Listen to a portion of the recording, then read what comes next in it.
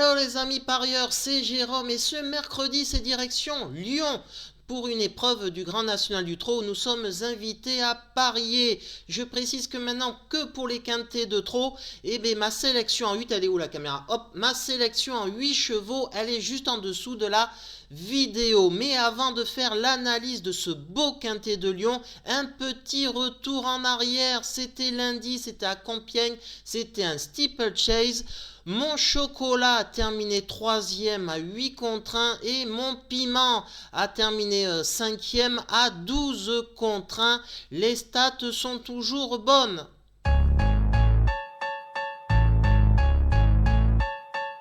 Et comme d'habitude, je vais faire un zoom sur certains participants de ce beau quintet et je vais donner donc mon tuyau, mon chocolat et mon cheval piment pour faire monter la température à une belle cote. Et puis il y aura aussi la méthode Beerbull les amis, c'est-à-dire 2 chevaux qui sont basés sur la data.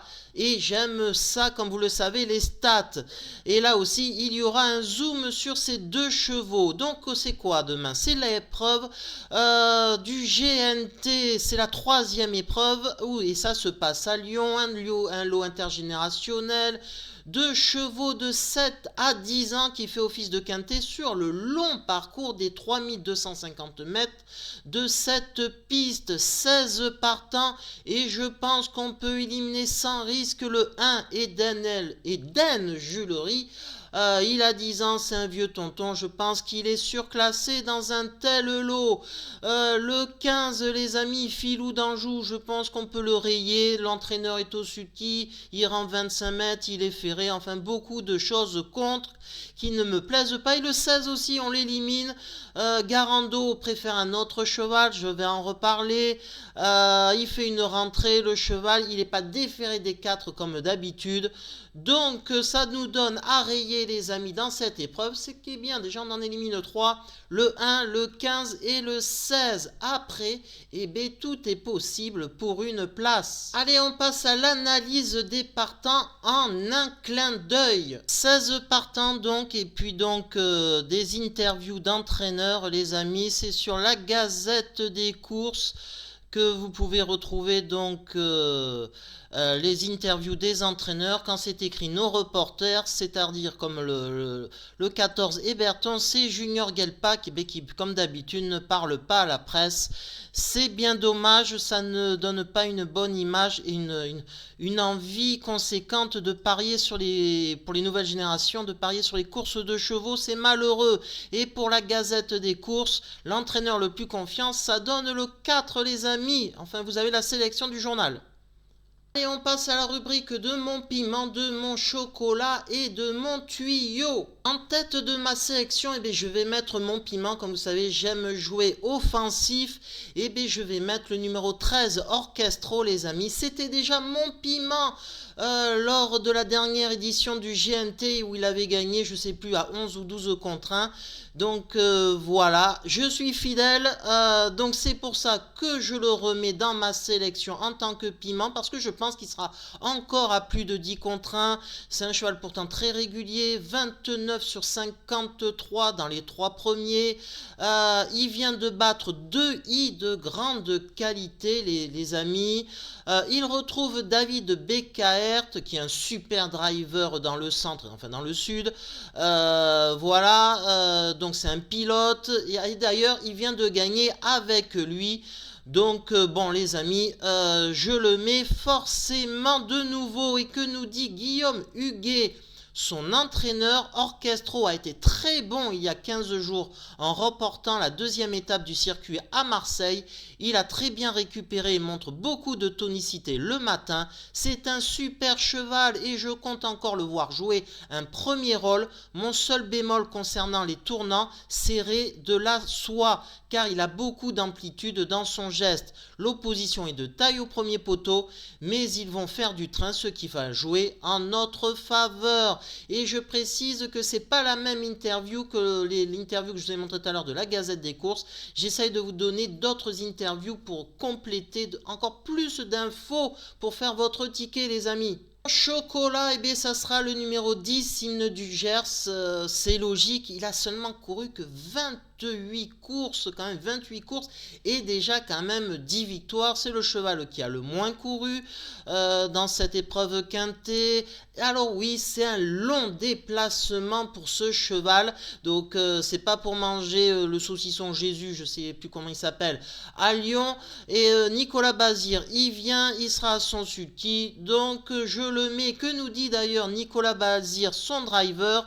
Après un très bon meeting d'hiver, Hymne du Gers fait face à un objectif ce mercredi. Nous avons pu travailler comme nous le souhaitions sur sa classe. Il doit jouer le podium. Et mon tuyau, ça sera le 7, Harry Carizé. Ben pour lui aussi, c'est un long déplacement de Normandie jusqu'à Lyon dans le centre avec Benjamin Rochard sur le sulky qui a été appelé et qui lui aussi se déplace. Et puis il faut noter aussi que c'est le choix du driver qui aurait pu driver d'autres chevaux et il préfère monter ce Harry Carizé. C'est un H en plus, c'est du 27 sur 50 dans les 3 premiers. Là, il faisait partie de la méthode Beerbull sans problème lui aussi. Et que nous dit son entraîneur Jean-Étienne Tué? J'ai volontairement arrêté Harry Carizé pendant l'hiver. Après une rentrée sans prétention, il a prouvé à 2 reprises son retour en forme. Je l'estime revenu à son meilleur niveau. Excellent droitier, il va se montrer à son avantage sur cette piste. Dans ce lot de qualité, il faut espérer un parcours limpide, mais je compte sur lui pour réaliser une belle performance. Allez, on passe à la méthode de Beerbull, c'est-à-dire c'est une sélection qui est basée sur la data et donc les statistiques. J'ai une vingtaine de données et les 2 chevaux qui vont suivre réunissent le maximum de data positif, donc tous les feux sont au vert pour qu'il puisse faire l'arrivée. Et je commence avec le numéro 4, Ginkgo du Rossoir. C'est du 18 sur 42. Voilà sa musique dans les 3 premiers.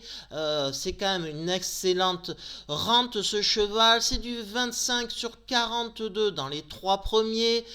C'est une course visée. Il a été ferré puis déferré. Éric Raffin, le meilleur pilote, a été appelé. Lui aussi il se déplace à Lyon. Il s'entend très bien avec son driver, les amis, du 18 sur 20 avec son driver, une association du tonnerre. Il est très performant, corde à droite, etc., etc. Donc oui, tous les feux sont au vert pour qu'il fasse une belle performance. Et que nous dit Charles Dreux, son entraîneur? Ginkgo du Rossoir a été plaisant lors de ses 2 courses de remise en jambe. Il me plaît le matin et je le pense revenu à son bon niveau pour aborder cet objectif. Le niveau est relevé, mais nous effectuons le déplacement avec des ambitions. Et mon autre cheval de la méthode Beerbull, c'est le numéro 9, Happy Danica. C'est du 5 sur 7 en niveau victoire, hein, quand même, quand il est déféré des 4 premiers. Sinon, c'est du 6 sur 7 dans les 3 premiers. C'est un long déplacement pour lui aussi, pour ce cheval qui vient de Normandie, avec Alexis Garando. Il a 2 chevaux d'ailleurs, cet entraîneur driver, et il préfère forcément driver ce 9 qui est quand même beaucoup plus qualitatif que son autre pensionnaire. Et d'ailleurs, qu'est-ce qu'il nous dit Alexis Garando? Après sa 2e place du 9 février à Vincennes, Happy Danica est partie au pré pendant 15 jours. Elle a profité d'une pause méritée. Elle a ensuite pu reprendre l'entraînement et se présentera opérationnelle ce mercredi. Je n'ai pas trop d'appréhension pour son retour puisqu'elle aime courir avec de la fraîcheur. Elle est moins à l'aise corde à droite, mais je me laisse tout de même tenter par ce bel engagement. Elle est compétitive. Et donc ma sélection en 5 chevaux, et bien ça donne le 13 les amis, le 7, le 10, le 4 et le 9. Et puis ma sélection en 8 que vous pouvez retrouver en bas, ça donne le 13, le 7, le 10, le 4, le 9, le 8, le 2, le 3 et en cas de non partant le 12 les amis. C'est juste en bas de la vidéo, voilà, c'est marqué pour la postérité, c'est marqué pour mes statistiques, voilà.